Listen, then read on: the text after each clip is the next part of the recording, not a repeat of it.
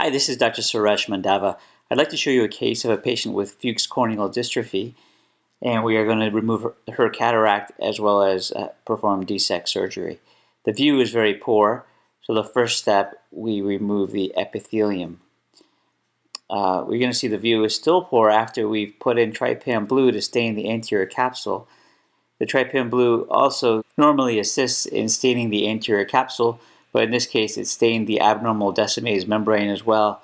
So we're stripping Descemet's membrane, which we were planning on doing anyways. We're doing it in a little different order, but we have to do everything we can to visualize the cataract so we can do a good and safe cataract surgery. And the next device is to assist with that as well. This is a new device called the Veris capsulorhexis ring. It's going to be used inside the eye. Here it's being inserted with the assistance of a Kugeln hook. Now this is a silicone device that has a micro pattern on both sides, so it doesn't matter whether you put it in one way or the other, it's symmetric.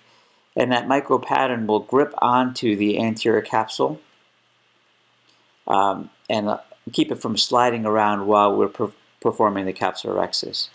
It does have to be touching the capsule all around, so here we're tapping it down. Again, with a Kugeln hook, you can use almost anything for this. I'm doing it every couple of clock hours, and also testing along the way to make sure we've got a good grip, and also making sure that I like the centration of the capsulorhexis. Here we're adding viscoelastic. There's already some there, but this is filling the eye and creating a tamponade effect to push the ring down onto the anterior capsule. Again, testing here and there to make sure that we have a good grip. Then I proceed with my routine capsulorhexis. This is a capsulotomy needle. You can see that we started with a very difficult view, and now with the removal of the epithelium, removal of Descemet's membrane, the placement of trypan blue on the anterior capsule, and with the assistance of this Veris capsulorhexis device, this does not look like a difficult case anymore. Here I'm adjusting the ring, want it to be a little bit more temporal.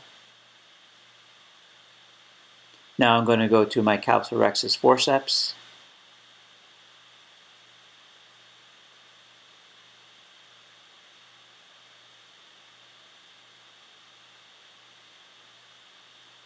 I like to grab the anterior capsular leaflet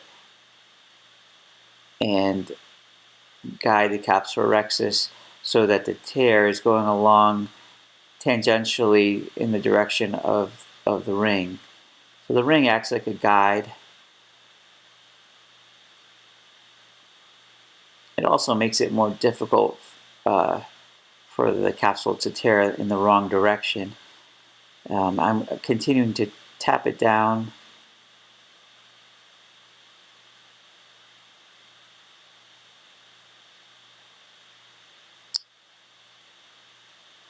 And we're about to complete the rhexis. And again, the device has made that step a lot safer. It's always difficult when the anterior capsule is not intact, but in a DSEK case, it's especially a problem to have any vitreous in the anterior chamber. The ring is removed with the same capsulorhexis forceps, and you can see that we have a nice rhexis, and the case is going to continue on routinely now. I decided to fast forward this, but we completed hydrodissection, hydrodelineation. Now we're doing phacoemulsification. It's pretty white, the cataract, but it splits easily, and we don't have to be as careful as we usually are with the settings, since we're going to be replacing Descemet's membrane anyways. Now we're removing the cortex and cleaning the anterior capsule and the posterior capsule as well. And here's the insertion of intraocular lens, the one-piece acrylic lens. and that's in good position now. Now we're turning our attention to the donor. I like to mark the edge of the donor with a fine marker with gentian violet. We mark the center as well and use a Baron Hesper tree fine to cut the donor. This was a pre-cut tissue.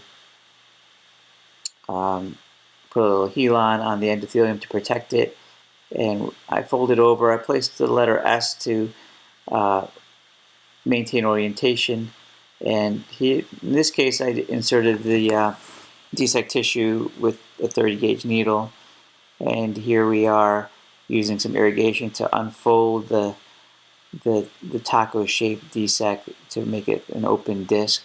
I put a small air bubble underneath it and with a little movement centered it, and now we'll add an air bubble to completely fill the eye, and now the transplant is floating and pushed up against the host cornea as it should be.